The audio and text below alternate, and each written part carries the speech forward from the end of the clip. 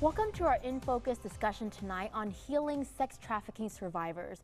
The Utah Attorney General's office estimates that sex trafficking is a $32 billion per year industry with millions of women, children, and men trafficked around the world. Just recently, investigators busted a massage parlor for exploiting young women in Salt Lake and Utah counties. There's no shelter in our state to provide safety, care, and healing for survivors until now. Joining us tonight are Brittany Garcia and Brandy Funk, both of whom are sex trafficking survivors. And Brittany and Brandy, we are so thankful to have the both of you here tonight. Thank you for joining us. Thank you. We want to get to know both of you. Brittany, we'll start with you. Could you tell us about you and your sister Brandy? Did both of you grow up in Utah, and what were your childhoods like? Yes, we both grew up in Utah. Growing up, our dad is an alcoholic and our mom is an addict. We were pretty neglected growing up. But you two had each other. Yes, we did. Right. Did you stay in Utah for the majority of your lives, or how Yes. yeah, okay. So tonight's In Focus topic is about sex trafficking. So Brandy, I'll direct this question to you. Okay. At your own comfort level, could you tell us about what happened to you and Brittany? As far as me, I met a man that I thought loved me, and he took over everything about me. And before I knew it, I was addicted to drugs and doing what he asked me to do. And I was afraid that if I didn't, he threatened me with my kids and my life and all of the other things that you're so scared of. Brittany, what about you? What's your story? What happened to you? It's pretty similar. I also met a man. I had just gotten out of an abusive relationship, and I started drinking and doing drugs to help deal with the pain. And I met him, and he was just really there for me. And I didn't know at the time, but he was grooming me. And before I knew it, I was being trafficked. Were you two going through these incidents at the same time? Yes. And did you two know that the same thing was happening to the other person? Yes. You did? Not at the beginning, but yeah, we did. Wow.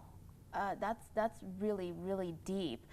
Based on your personal experiences, what do you know about how predators rely on their victims' vulnerabilities to prevent them from leaving or keeping them in control? And maybe Brittany, will start with you on this question. Okay. They start by controlling you. My trafficker specifically got me addicted to heroin, and he would use that to control me and would not give it to me if I didn't do what he wanted me to. So I know that a lot of people in this situation, it's kind of the same way. Brandy, what was your experience? It's the same. Okay. I ended up getting addicted to heroin. Okay, so drugs can play a big part in the vulnerability and control as well. What would you identify was maybe the lowest point in your life, and how were you able to get out of that situation? Brandy? Being trafficked is the lowest point of my life. I got arrested, and I was lucky enough to have my sister that had gotten out before I did. And I went to a domestic violence shelter in Tooele for a couple of weeks, and then when I got out, my sister was there to help me and guide me, and I think that's what was most healing for me, was that I had her there, and she was able to help me find different ways of becoming myself again. So Brittany, you got out first. What was the lowest point in your life, and how did you get out of that moment before Brandy was able to? I got arrested a couple of times, and I remember telling the cops that my trafficker was my boyfriend because I was afraid of what would happen if I told the truth. And I was just so worn down by the last time that I got arrested. I finally told the cops the truth of what was happening to me, and they arrested him. So would you credit maybe the police and the officers who arrested you two in aiding maybe your ability to get out of your situation. Yes, definitely. Wow, okay, that's incredible.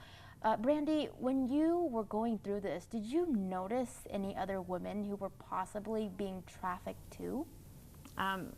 You actually notice a lot because it's all around you. When you're getting trafficked, there's women all around you that are going through the same thing. Brittany, what has your healing journey been like, and to this day, are you still going through the healing process? I am still healing, yes. I think it will be a lifelong thing for me. In the beginning, it was very hard.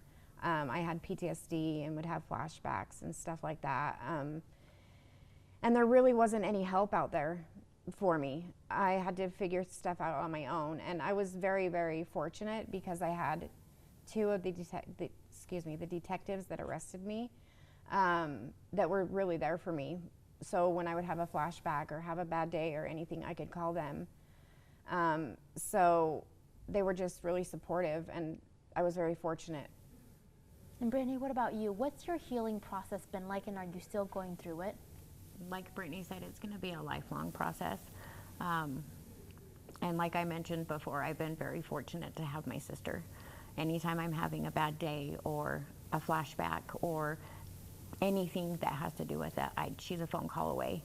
And she has done a whole lot more healing than I have, but I'm getting there. Yeah, and you both are now turning pain into purpose, and we'll talk about that right after the break. So Brittany and Brandy, hold that thought. We do have to toss the break real quick, but when we come back, we'll continue our In Focus discussion on healing sex trafficking survivors. Thank you for staying with us for our second In Focus discussion tonight on healing sex trafficking survivors. We resume our conversation now with Brittany Garcia and Brandy Funk, both of whom are sex trafficking survivors. Brandy, let's talk about the misconceptions surrounding sex trafficking. In your opinion, what are some misconceptions that still exist, and how do we break those? I think the biggest one is people always think sex trafficking isn't happening in Utah. It just doesn't happen here, or that it's only younger women. Or that it's only women, right? Men and children also are involved in trafficking efforts as well. Is that right? Yep. Yeah. Brittany, how many women do you feel are maybe still suffering or being victimized on our streets today? Definitely thousands. That's a lot. That is a jarring number. Who do you think can fall victim to sex trafficking, or who is most at risk for it? I think anybody that has addiction problems, they're definitely at risk for it. But pretty much anybody can become a victim of human trafficking. Anyone can become a victim of human trafficking. So this is why this topic, we need all layers from everybody, because it can affect someone you love, a friend, a family, a coworker, right, in some way. And it probably has, you just don't realize it. Yeah. Brandy, what are some red flags or maybe warning signs that people can look out for? We've heard stories about bystanders stepping in, but are there red flags that family and friends can look out for too? Withdrawing from your friends and family, being around that one person and their behavior changing around that one person, I think is the biggest thing, the withdrawal and the behavior change. Brittany, any other red flags or warning signs that people can look out for? Physically, like other than, the emotional part, are there typically bruises or cuts or anything that is physical that could stand out? It could be, yeah. I never really had any bruises or anything, but that doesn't mean that there isn't women out there that have. Now, I want to talk about Aspen House, which is something that we'll dig a little bit deeper in the next segment. But both of you are going to be involved in Aspen House, and we teased it a little bit at the beginning of the segment. It's basically going to be Utah's first shelter in the entire state to provide services, resources, help, support specifically to sex trafficking survivors. How did you two get involved, right, in this project, and what are your roles or positions going to be, Brandy? So we are on the Survivor Sisters part of the board, hoping that we'll be able to be involved in the actual day-to-day function of the Aspen House and be there to help the survivors. And Brittany, how did you all get lumped in or roped with this project? How did they find you, I should say? So I was part of a fundraiser called Love Heals, and that's when I heard about it, and I just needed to get involved and told them I wanted to be part of it. Brandy, why is it so important to have those who have gone through this, right, know what the process is like, to be involved in a project like Aspen House? Because you don't really understand what it's like unless you've been in it. You don't know how to help these people. You don't know how to let them love themselves and teach them how to love themselves unless you've been a part of it and you've been in it. So Brittany, tell me about Survivor Sisters. Is that a mentorship program? Will you be serving as peer support? What is that going to look like? We're hoping that we're going to be serving as peer support. Right now, I am part of also the programming committee, part of Aspen House. And so I kind of report back to the survivors and tell them, you know, this is what we've got and get their opinions on it. And then I take it back to the programming committee. Brandy, if there was an Aspen House when you were first going through your healing process, how could that have impacted or changed your life? I think that I would be much further along in my healing process right now. Like I said, I did have my sister, but there's some things that you just need more help on. And I'm really happy that we're going to be able to provide that for these women. Yeah, that's going to be incredible. Brittany, what makes you most excited about this entire process and the project and Aspen House itself? Just knowing that we're going to help so many survivors out there get the help that we didn't get. It's just really exciting to think about. They're going to have job training and trauma therapy and help for their addictions, and it's just going to be amazing. We have time for final thoughts. I'd like to ask you, Brandy, what is your parting message to our viewers tonight, or what's the one thing that you want them to think about as they're learning about sex trafficking in our state? That it could be your sister, your mom, your daughter. It could happen to anybody, and we need all the support that we can get to start helping these women. Brittany, your parting words? I'm just really excited about Aspen House, and I just want people to really realize that trafficking does happen here in Utah. A lot of people think that it doesn't, but it is happening. It has happened in the past, and it continues to happen. Right, and that's really how they get away with it, is kind of flying under the radar. So we need to talk about it, and we need to destigmatize it. Well, you've been hearing from Brittany Garcia and Brandy Funk, both of whom are sex trafficking survivors. Brittany and Brandy, your stories are incredible. Thank you so much for sharing them with us and allowing them to share it with our viewers tonight. It was a pleasure to have you both. Thank you. We'll be right back.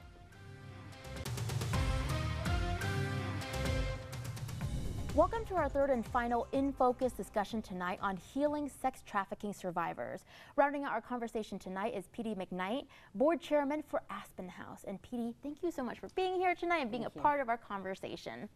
So I'd like to start our conversation out with talking about statistics and data. Where does Utah rank when we're looking at it from a national scale?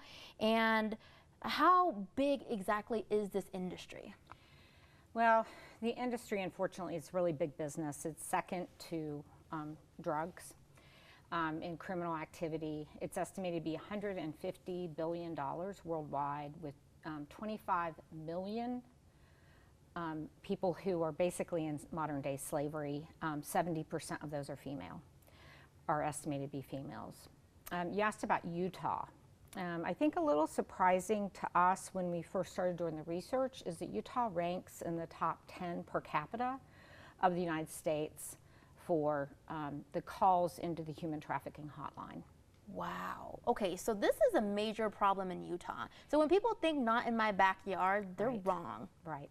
And unfortunately, I think that's been found really across the country, even in smaller states, smaller towns, is you just don't know it exists. And I think that stigma contributes to why our state ranks so high, because when people are not aware of it, right, we're not tackling this problem, we're not looking out for it, and it gets away with it, right, under the radar. Right. Now, we just had a recent incident where investigators, they busted this big sex trafficking operation in Salt Lake County. We teased it a little bit in our introduction on this segment. What do you know about it, and can you share some details? I can't share a lot. I haven't been involved very much with it, but there was a bountiful man who has been charged. When you read about the report, it's very classic human trafficking. People, were coerced or brought in with really fraud online.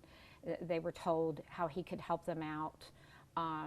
He gets them hooked on drugs, which is very typical, and then he ends up selling them, basically entrapping them and selling them online. It's very sad, and not too long ago, there were 18 people that were arrested in Weber County, and then about a month ago, there were 6 locations across Salt Lake and Utah counties.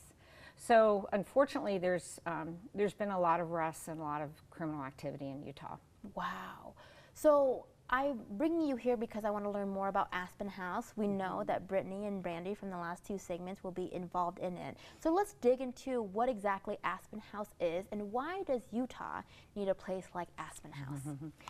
Well, over the weekend, I had a call from a survivor, actually, who is helping local governments place people who have been trafficked into something other than a weekend shelter, because over a weekend you can't get out of this situation. And like Brandy said, this is a lifelong healing process. It really is a lifelong healing process. And so, any rate, and let's see, I'm going back to your question. Why does Utah need an Aspen House? And so with this gal who gave me a call, she goes, we have 2 people, we're looking for money, and she was wanting to partner with us, looking for money to figure out how to fly them to different Thistle Farms communities across the country, which there are 57 of. We don't have one in Utah. So what we're having to do right now to give people proper care is to fly them other places outside the state. Even though they're from Utah, they would rather stay in Utah. Right now, we're either flying them out of the state, or they're somewhere a weekend, or at best maybe 3 weeks. But that's really hard to get, your feet on the ground and get going.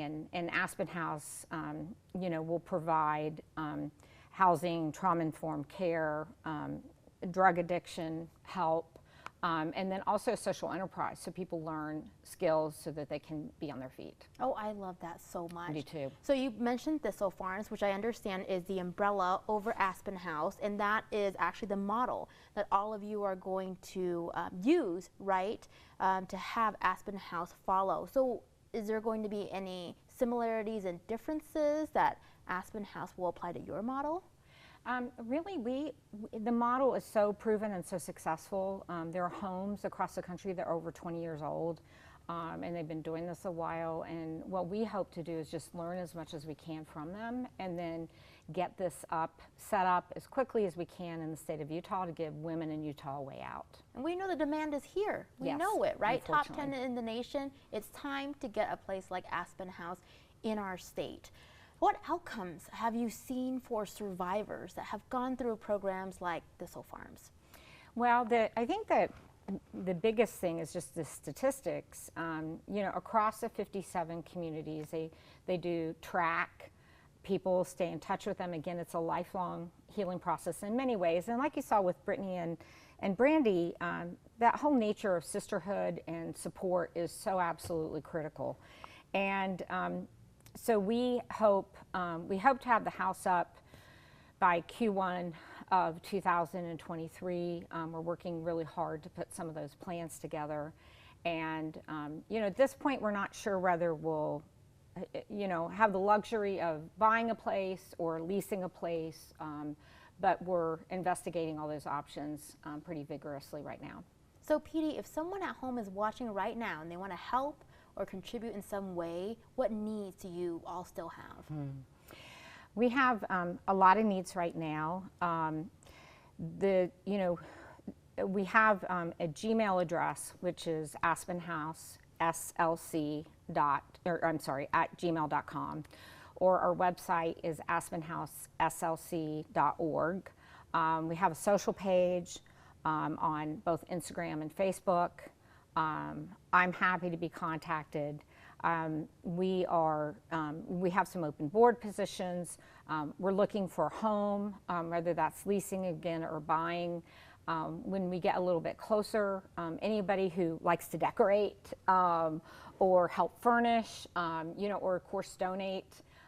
It is, a proposition where we need to raise money, and we're, hoping to raise at least $100,000 by the end of this year, and then hopefully as much as $500,000 by summer of next year. So all sorts of way to help, All sorts of ways. no matter how someone wants to help. Yes. All right, you've been hearing from P.D. McKnight, who is the board chairman for Aspen House. And P.D., it's been a pleasure to have you a part of this conversation. Thank you for all you do in the community. Oh, thank you for your help in creating the awareness. No problem.